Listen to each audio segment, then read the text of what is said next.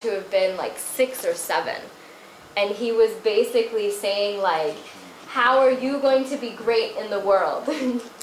This is, he quoted poetry. Who was it? Robert Frost, right? You have a road that goes one way and then I chose the road less traveled. So the kid talked about poetry, he talked about choosing the road less traveled and how difficult it was. But then he made comparisons to some famous American sports stars like Michael Jordan and said, well, you know, if Michael Jordan had taken the regular road, we wouldn't have had this movie. And so he shared a movie that he loved that Michael Jordan was in. So showing them things like that and maybe allowing them to get together to create these small talks would be something that could be fun. That's an example. How stuff works, I think I actually have, here are, like if you do a search for TED Talks, these are TED Talks. You can search for any like newest releases, most viewed. You can search by lengths. So if you want only 5 minutes, if you want 20 minutes, whatever, you can search for events, and obviously you can make sure that they are subtitled in English by using that. And then you have persuasive, courageous, ingenious, fascinating, inspiring. Those are also different ways that you can search TED Talks. This is an example. This one is really cool, and I like showing this to kids because this woman is, she had a debilitating illness when she was younger, and she is now in a wheelchair. And she went scuba diving in the wheelchair. And so this talks about, she talks about her experience thinking about, well, I'd really like to scuba dive, but I'm in this wheelchair, so how am I going to do that? And then just the experience of being under the water in the wheelchair, floating in the sea, and it was amazing. So that's the sort of thing that I like to show kids because I want them thinking outside of the box. Most people would say, oh, you're in a wheelchair, good luck, you're never going to scuba dive. But she's like, no, I'm going to make that happen. And that's kind of like what I like to encourage my students to do. It's like, somebody says no, try, you know, if you really believe in it, if you really, really believe in it, try to find another way to make it happen. And you can see that you can also get the transcripts so that you could write it in a simpler form, maybe to introduce the story and do all the pre-exercises. And then there are, so the transcript is in English and there are also subtitles. So this was How Stuff Works. And there are little television programs on How Stuff Works that you could use with students of that age. There are also, so you can find them here under shows. There's also blogs and quizzes and games that they can do. There's home and garden, there's money, there's science, there's technology, there's entertainment and culture and auto. So there are a lot of different choices of themes that you could supplement your regular material with that kids will really like. And here's more examples of other stuff. Not all of it is appropriate, which is why you do the research ahead of time and just give them the link to the part where you want them to see. And maybe this would be, if you have a computer lab in your school, this would be an environment where you could monitor what they are looking at. Here are some of the shows. So those are very interesting. So this was American English. I mentioned that I would talk about it earlier. And this new game is an English learning game. I think last week we had a student here who had played the game, who was 9, and he introduced it, and he likes it. He thinks it's okay. I found it very interesting that for him, what he liked learning from the game was that it taught him how to speak politely in English. Because you get scores. It's about this guy named Trace, and he touches a time machine, he gets transported to present day. And so he has to interact with a lot of other characters, and based on what he says, they interact with him based on that. And so if he says, hey, what's up, to someone behind a cash register, say he needed to buy something, they will not respond in the same way as if he said, "Hi, my name is Trace, I really need your help with something."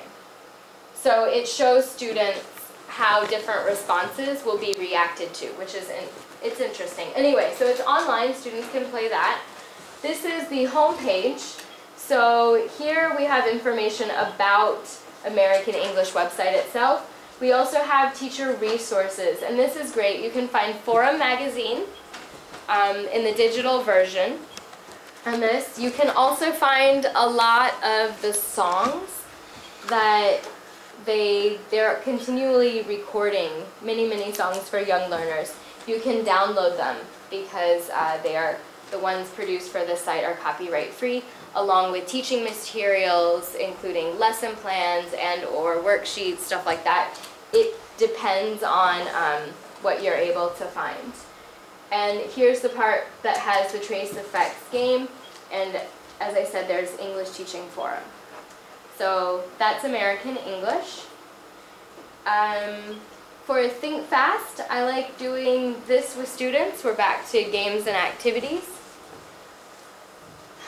Because I just think it's fun to have a really short activity where they just list whatever's on their mind in English. So you could have them do something like categories, where they have to come up with different words that all begin with the same letter. For example, if you have them come up with a food, a city, a country, that all come up with that are all the same letter.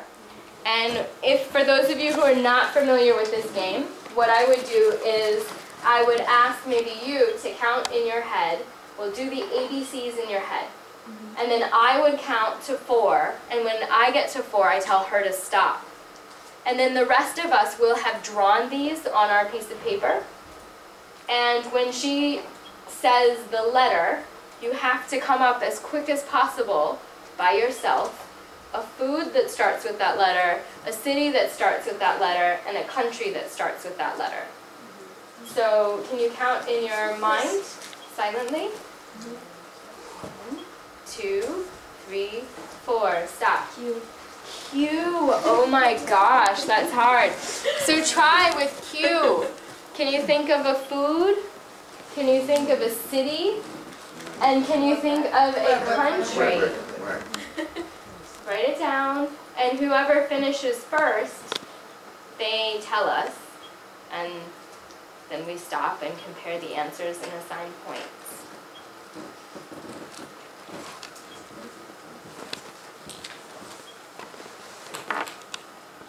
Q. That's hard. Yeah, I was thinking more changes the letter. Yeah. Ah, I know it, I know it, I know it. I have mine.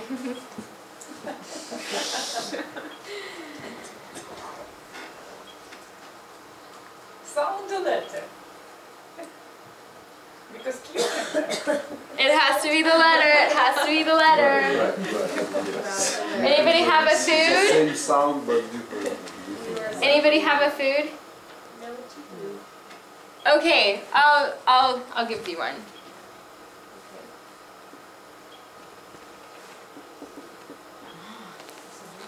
Yeah, quesadilla. Yum. So a quesadilla is like cheese that's melted between 2 flat breads, and it's really, really tasty. They eat it a lot. You can find it a lot in Mexico. That's where I ate. They have this amazing Oaxacan cheese that is incredible. What about city? Someone got a city, right? Yeah, I think so. That was the same one that came to my mind. Quebec. And then did anyone come up with a country?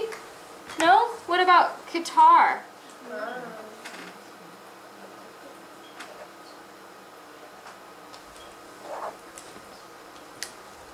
So this is hard, yeah? But you can make it easier. you can take out some of, you yourself can be responsible for choosing the letters that they're going to use.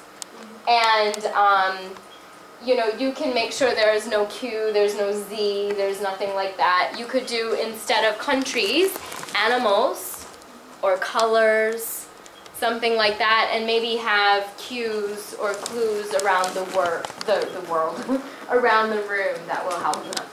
But I like using Think Fast because I think it's a good way to like warm up or warm down at the end, where it's just, you know, let's think about the vocabulary and try to come up with one word for this, one word for this, one word for this, and one word for that. Okay, let's see. Archaeologist corner, I guess that's, we'll skip that one. Relative clause game, this is a little harder. And actually this would be like 12, probably 12 plus. May not be appropriate for 10-year-olds. But basically what happens is you put either the picture or the name of somebody behind the student. So what I normally do with them is I will have one student sitting in a chair, pretend this is a blackboard. Yeah, one student sitting in a chair here, one student sitting in a chair here with enough room for me to walk behind them. And then on the board, I will have backwards, I'll have sheets hanging.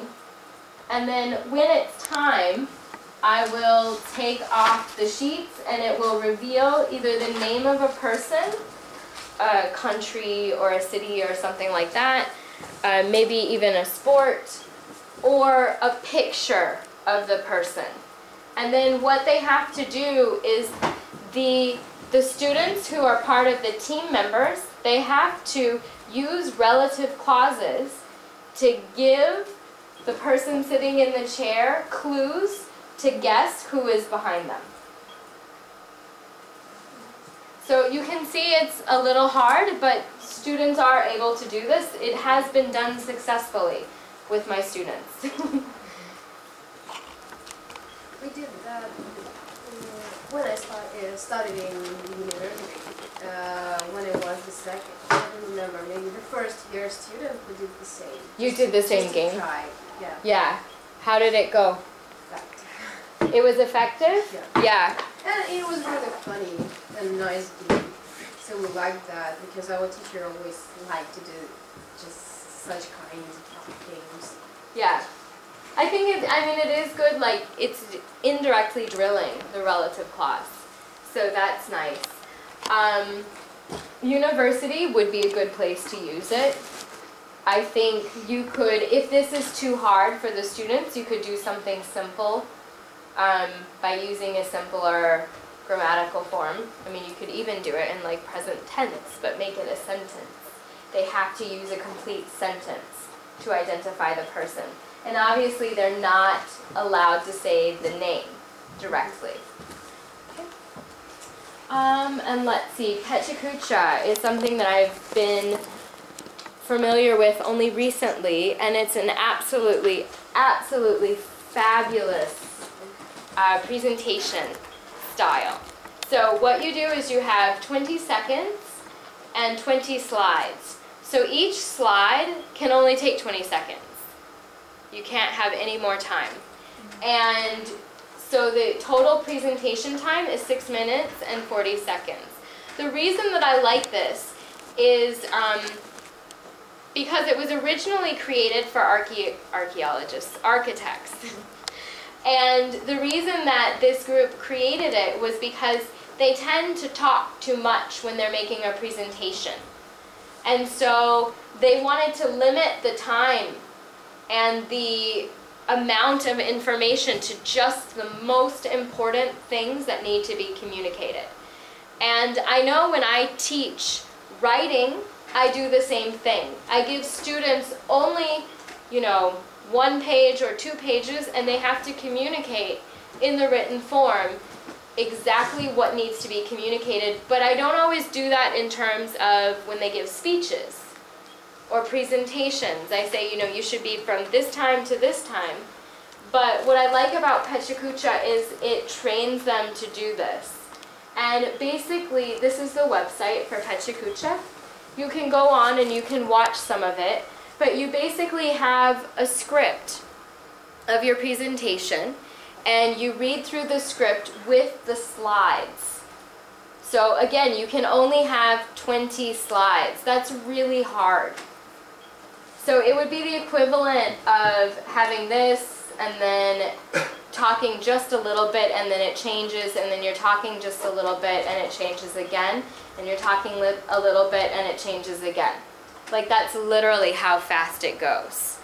And so what is nice is it forces students to think of visual clues or cues that they can use to communicate their message.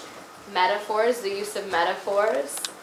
They is developed doing that, and then they can also what else was I going to say about that? Okay, the use of metaphors, visual clues. They also have to be very careful about the amount of words they put on their slide, which is oftentimes very difficult when doing a PowerPoint. You'll see like an entire dissertation and all the words are like that big. So you're like, what does that say? So that's what's nice about Pechikucha. And they also have this kids section.